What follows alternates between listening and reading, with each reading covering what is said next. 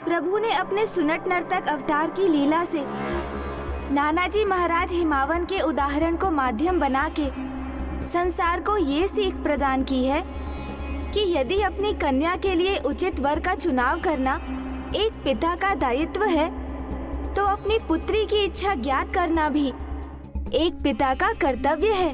हाँ गौरी पुत्र, प्रभु सुनट नर्तक अवतार ने मानवता को एकमात्र ये सीख नहीं दी, उनकी लीला से यह भी स्थापित हुआ कि कन्या को भी अपना वर चुनने के लिए अपना मत प्रस्तुत करने का अवसर प्रदान किया जाना चाहिए। और इसी सीख के कारण प्रभु सुनट नर्तक को भी महाराज हिमावन की कन्या का वर बनने हेतु अपनी योग्यता प्रमाणित करने का दूसरा अवसर प्राप्त हुआ।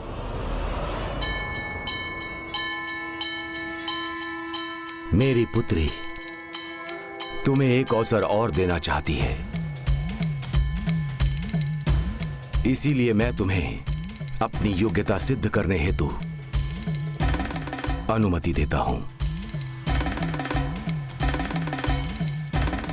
महाराज, आपने मुझे अवसर दिया जिसके लिए मैं आपका आभारी हूं। अन्यथा मर्यादा की रक्षा हेतु मैं यहां से प्रस्थान कर चुका होता, क्योंकि मेरा विश्वास है किसी भी कार्य की संपूर्णता मर्यादित आचरण से ही प्राप्त हो सकती है। इसलिए विवाह का प्रस्ताव भी मर्यादित होना चाहिए। जो विवाह संपन्न करने हेतु 7 मुख्य मर्यादाओं का प्रथम एवं अत्यंत महत्वपूर्ण भाग है।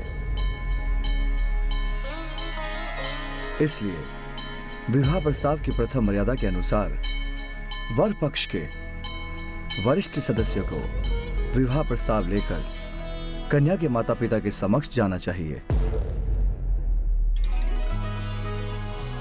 क्योंकि कन्यादान तो महादान और महात्याग है, जिसके कारण कन्या पक्ष के स्थान को ही उच्च स्थान माना गया है।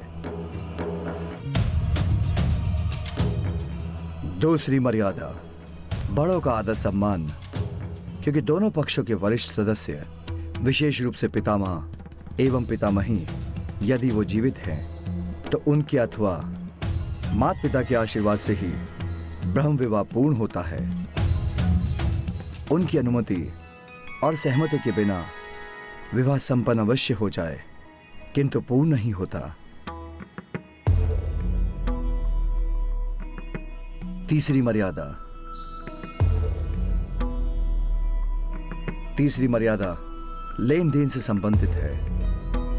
विवाह का संबंध व्यापार के संबंध से नहीं जोड़ा जा सकता,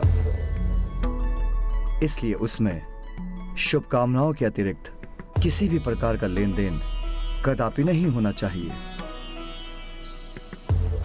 और जब वर पक्ष को वधू के रूप में गृह लक्ष्मी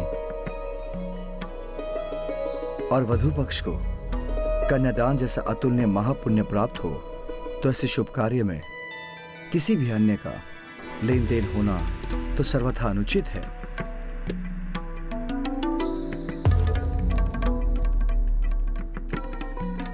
चौथी मर्यादा गुप्त प्रयोजन से संबंधित है। यदि विवाह किसी भी गुप्त प्रयोजन हेतु हो रहा हो तो संपूर्णता प्राप्त नहीं करता, अर्थात वो ब्रह्म विवाह नहीं होता, क्योंकि विवाह संबंध स्थापित करने में किसी भी स्वार्थ का कोई स्थान नहीं। आपने सर्वथा उचित कहा देवी, क्योंकि मर्यादाओं को निभाए बिना कोई भी कार्य न तो शुभ होता है और न ही पूर्ण होता है।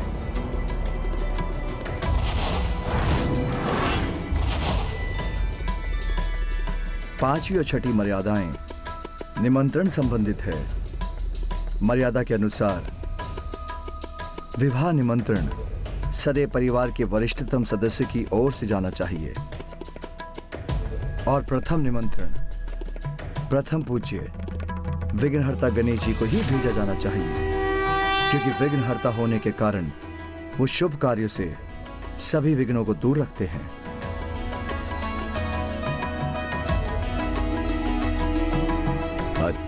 एक साधारण नट होने के उपरांत भी ये कितना विवेकशील और उत्तम विचारक है। प्रशंसनीय है इसकी वाणी।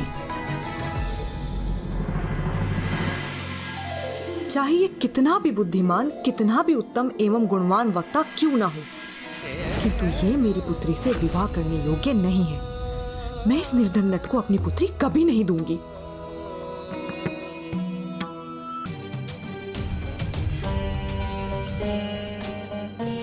मैं अत्यंत अचंभित हूं कि आप एक नट होते हुए ऋषि मुनियों के समान ज्ञानी हैं। आपके इस ज्ञान से संपूर्ण जगत ब्रह्म विवाह की वास्तविकता, उसकी पवित्रता, उसकी मर्यादा और विधि के विषय में समझ पाएंगे।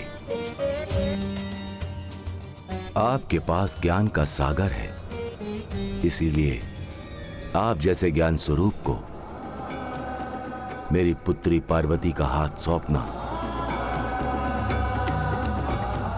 मेरा सौभाग्य होगा।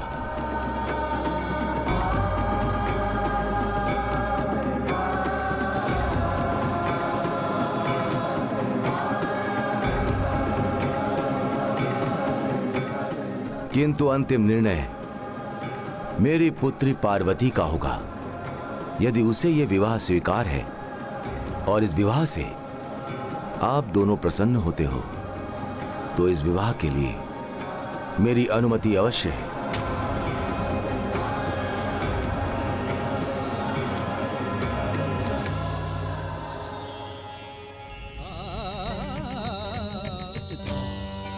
आपको कोटि कोटि धन्यवाद महाराज कि आपने मुझे अपनी पुत्री के योग्य समझा।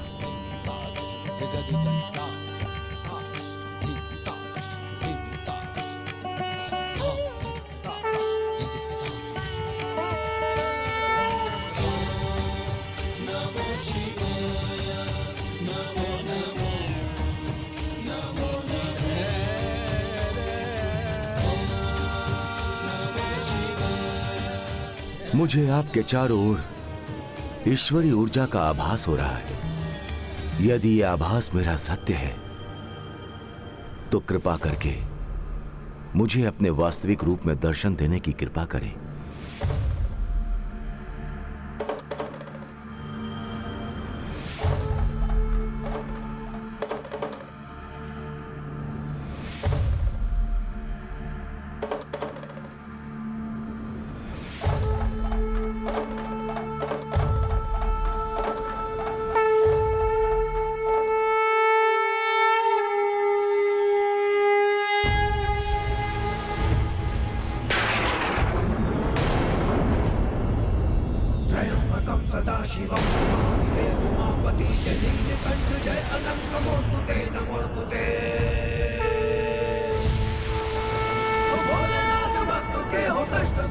प्रणाम प्रभु महादेव। सारी संकटों से शिव ही है उबारते।